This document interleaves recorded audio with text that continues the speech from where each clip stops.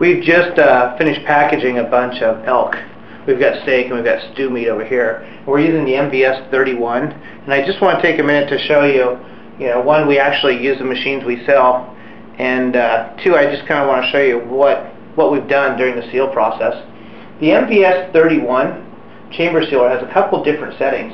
It's got 9 programmable settings where you can actually set the amount of vacuum and extend duration. If you're using a gas purge option, you'd set the gas purge settings, and then you have the seal time to seal the bag. And that's program 1. I use this for the steaks. I'll show you one of the elk steaks we have here, which is right here. There's not a lot of air, so program 1 is going to be fine.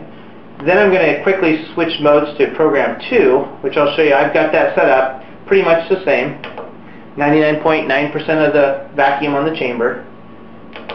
And then I extend for 30 seconds. I'm going to continue to draw a vacuum on the chamber, because when I pack these the stew meat in, there's air bubbles and air pockets, and I want to give that time to really purge that air out of the bag.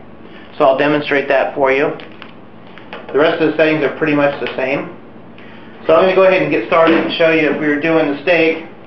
First thing I do is set it to program 1 and lay the steak in.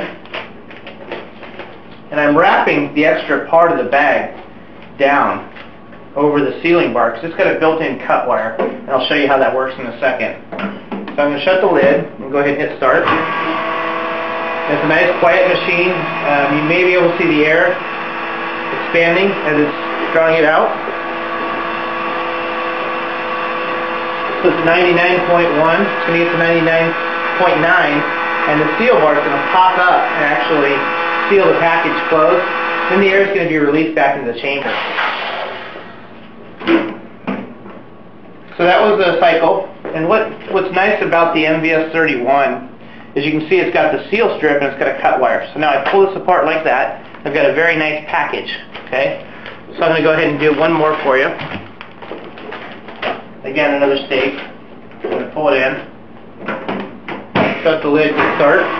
It also has a counter function built in. If you'll notice that after it gets done sealing the bag, you'll see a number pop up. And you're going to see a number 2. This is the second time since the machine's been powered on that it's actually made a seal. After this is done, I'm going to switch the program cycle to do the extend for stew meat. Okay, so here's another one. So when everyone else was cutting the meat, I was a packager, so I was packaging and I was doing stew meat and packaging up the steaks. So again, we've got a package of stew meat that's going to go into the machine the same way. Tuck the bag down, switch to program 2, and hit start. Again, you're going to see it go to 99.9. Instead of sealing the bag, it's going to continue to run the vacuum pump for the maximum duration of 30 seconds to really pull that air out. You'll notice it'll start counting up here in a minute.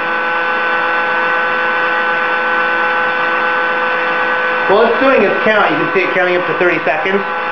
Another problem people have with chamber sealers is sometimes they'll buy one and they'll think that they need a bigger machine than they actually need, because on a chamber sealer everything has to fit typically inside the chamber. So you can't use it for long items. But I'm going to show you how this machine with a certain type of vacuum roll can actually perform that function externally. And that's kind of neat to watch. So it's going to keep going here. Almost done. Sealing. And we've done 3 seals so far. Okay? And again, this easy tear works great for sous vide cooking.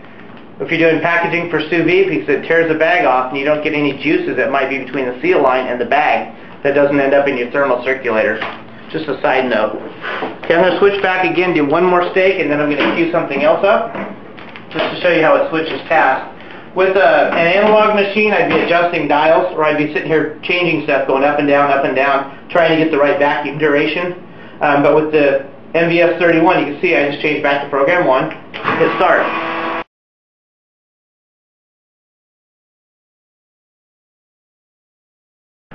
Okay, the next thing I'm going to show you is how to seal items that are too big to fit inside the chamber of this machine.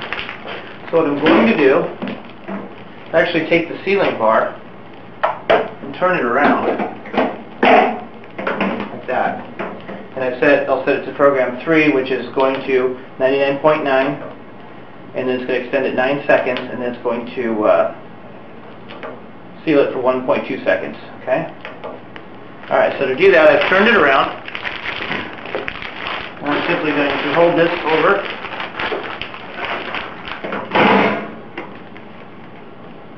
Like that. And start. Is it drawn a vacuum? And again, this is way too big to fit in the chamber. Okay? And if any liquids wick up out of here, they're just going to end up in the bottom of the chamber. They're not going to actually go into the vacuum pump.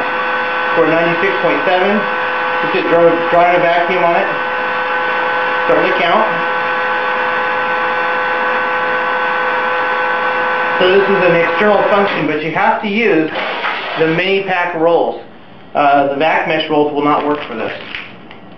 Okay. And you can see since I turned the sealing bar around, it actually cuts this side. Yeah. And there you have it.